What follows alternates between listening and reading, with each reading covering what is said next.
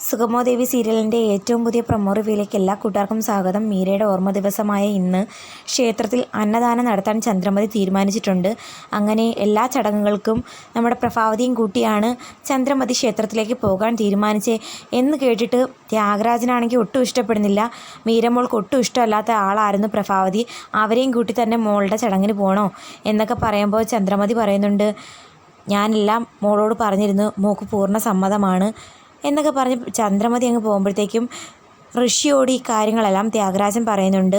ഋഷിയുടെ കുറേ കൂട്ടുകാർ ചന്ദ്രമതിയും പ്രഭാവതിയും കൂടെ ക്ഷേത്രത്തിൽ വരുന്നത് കണ്ട് ഋഷിയെ വിളിച്ച് കാര്യം പറയുന്നു. അവർ ക്ഷേത്രത്തിലെത്തിയിട്ടുണ്ടെന്ന്, അധികം താമസിക്കാതെ ഞാനവിടെ വരുമെന്നും അവർ പോവാതെ നോക്കിക്കോണം, ഇന്ന് നമ്മുടെ പ്ലാനൊക്കെ നടപ്പാക്കണമെന്നൊക്കെ ഋഷി പറഞ്ഞ് കോള് കട്ട് ചെയ്യുന്ന സമയത്ത് അരുന്ധതി ഇതെല്ലാം അറിഞ്ഞ് നിന്ന് കേൾക്കുന്നുണ്ടായിരുന്നു. ഋഷിയോട് വന്ന് നിനക്കിഷ്ടപ്പെട്ട ഫുഡ് ഉണ്ടാക്കി വെച്ചിട്ടുണ്ട്, വാ നമുക്ക് കഴിക്കാമെന്നൊക്കെ പറയുമ്പോൾ എനിക്ക് അത്യാവശ്യമായിട്ട് ഒരു സിനിമയ്ക്ക് പോകണം, കുറച്ച് പാർട്ടിയൊക്കെ ഉണ്ട്, അതിന് ശേഷമേ വരുവുള്ളൂ എന്ന് പറയുമ്പോൾ അരുന്ധതി പറയുന്നുണ്ട്, നീ പറഞ്ഞതെല്ലാം ഞാൻ കേട്ടിരുന്നു, സത്യം പറ എന്തിനു വേണ്ടിയിട്ടാണ് നീ പോകുന്നതെന്ന് പറയുമ്പം ശരിക്കും പറഞ്ഞാൽ ഞാനൊരു കൊച്ചുകുട്ടിയല്ല, എനിക്ക് സ്വാതന്ത്ര്യം തരണമെന്നൊക്കെ പറഞ്ഞ് ഋഷി അങ്ങ് പോകുമ്പോഴത്തേക്കും അരുന്ധതി വല്ലാതെ തകരുന്നുണ്ട്. ഋഷിയാണെങ്കിൽ ഇപ്പോൾ കാര്യങ്ങളൊന്നും തുറന്നു പറയുന്നില്ല. ക്ഷേത്രത്തിൽ വന്നിട്ട് ചന്ദ്രമതിയെയും പ്രഭാവതിയും തടയുന്നുണ്ട് ഋഷിയും കൂട്ടരും.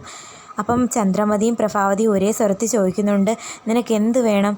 എനിക്ക് ഈ നിൽക്കുന്ന സ്ത്രീയുടെ ജീവൻ വേണം, പ്രൊഫസർ പ്രഭാവതി മേഡത്തിൻ്റെ ജീവൻ വേണമെന്ന് പറയുമ്പോഴത്തേക്കും ചന്ദ്രമതിയും പ്രഭാവതിയും ആകെ ഷോക്കാകുന്നു. ഇന്നെൻ്റെ മകളുടെ ഓർമ്മ ദിവസമാണെന്നും ഇവിടെ വന്ന് നീ പ്രശ്നമൊന്നും ഉണ്ടാക്കരുതെന്ന് ചന്ദ്രമതി പറയുമ്പോൾ അതിന് നിങ്ങളോട് ഞാനൊരു പ്രശ്നത്തിനും ഇല്ല, എനിക്ക് വേണ്ടത് ഇവരെയാണ്, ഇവരെ തന്നിട്ട് നിങ്ങളങ്ങ് പോയാൽ മതി, ഒരു പ്രശ്നം ഉണ്ടാകത്തില്ല എന്ന് പറഞ്ഞ് എല്ലാവരും പരസ്പരം ചിരിക്കുന്നുണ്ട്. അങ്ങനെ പ്രശ്നം വഷളാവുന്ന സമയത്ത് അവിടെ നിൽക്കുന്ന ആളുകളെയൊക്കെ ബഹളം ഉണ്ടാക്കി നമ്മുടെ ചന്ദ്രമതിയും പ്രഭാവതിയും വിളിച്ചു കൂട്ടുന്നുണ്ട്. അതേ തുടർന്ന് ഋഷിക്കും കൂട്ടർക്കും പോകേണ്ടി വരുന്നു. രജനിയാണെങ്കിൽ ഗിരീഷിനെ പോലീസ് അറസ്റ്റ് ചെയ്തു എന്നുള്ള വാർത്ത കേട്ടിട്ട് ആകെ തകർന്ന് നമ്മുടെ ദേവികയെ വിളിക്കുന്നെങ്കിലും ദേവിക കോൾ എടുക്കുന്നില്ല. കാരണം മിനിസ്റ്റർ ഓഫീസിൽ നിന്നും അല്ലാതെ കുറേ തിരക്കുകളായിട്ട് ആ കാര്യങ്ങളൊക്കെ ചർച്ച ചെയ്തുകൊണ്ടിരിക്കുന്ന സമയത്താണ് രജനി 2 തവണ ഇങ്ങനെ വിളിക്കുന്നത്. 2 തവണയും കോൾ എടുക്കാൻ പറ്റിയില്ല. അതോടെ രജനി ഭയങ്കരമായിട്ട് ദേഷ്യപ്പെടുന്നുണ്ട് ദേവികയോട്. അവൾ മനഃപൂർവ്വം തന്നോട് പ്രതികാരം ചെയ്യുകയാണെന്നും. അതേ തുടർന്ന് രജനിയാണെങ്കിൽ നേരെ അച്ഛനെ വിളിക്കുന്നുണ്ട്. അച്ഛനെ വിളിച്ച് കാര്യങ്ങളൊക്കെ പറയുമ്പോൾ സിദ്ധു ആണെങ്കിൽ നമ്മുടെ ദേവികയെ വിളിച്ച് കാര്യങ്ങളൊക്കെ പറയുന്നുണ്ട്. അധ്യാപക സംഘടനയുടെ മീറ്റിങ്ങിനിടയ്ക്കുണ്ടായ ബഹളത്തെ തുടർന്ന് ഗിരീഷിനെയും കുറച്ച് അധ്യാപകരെയും അറസ്റ്റ് ചെയ്ത് കൊണ്ടുപോയിരിക്കുന്നു. അങ്ങനെ കാര്യങ്ങളൊക്കെ അറിഞ്ഞ് നമ്മുടെ ദേവികയാണെങ്കിൽ ഗിരീഷിനൊരു പ്രശ്നം വന്നു എന്നറിഞ്ഞ് ടെൻഷൻ അടിച്ച് സ്റ്റേഷനിലേക്ക് വരുന്നു. കാരണം ഒരു സഹോദരനെ പോലെ ഇലക്ഷൻ സമയത്തായാലും ഇതുവരെയുള്ള തൻ്റെ ജീവിതത്തിലും ഒരുപാട് നേട്ടങ്ങൾ ഉണ്ടാക്കി തന്നിട്ടുണ്ട് ഗിരീഷ് ഏട്ടൻ. അതുകൊണ്ട് തന്നെ ഗിരീഷിനെ എത്രയും പെട്ടെന്ന് പുറത്തിറക്കാനുള്ള ആഗ്രഹം ദേവികയ്ക്കും ഉണ്ട്.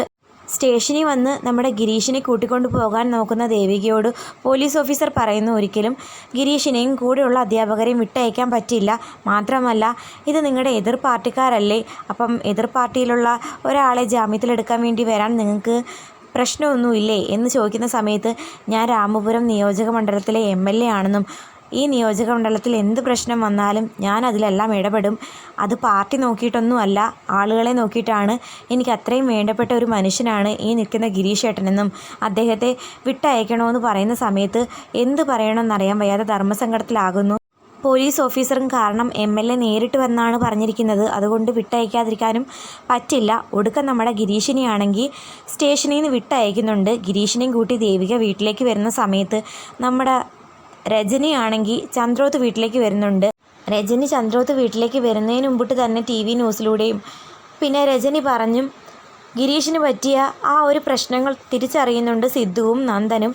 അങ്ങനെ എല്ലാ പോംവഴികളും നോക്കിയിട്ടിരിക്കുകയാണ് നമ്മുടെ സിദ്ധാർത്ഥൻ. ആ സമയത്ത് ഒന്നും അറിയാത്ത രജനി വന്ന് വീണ്ടും ദേവികയെ കുറ്റപ്പെടുത്തുന്നുണ്ട്.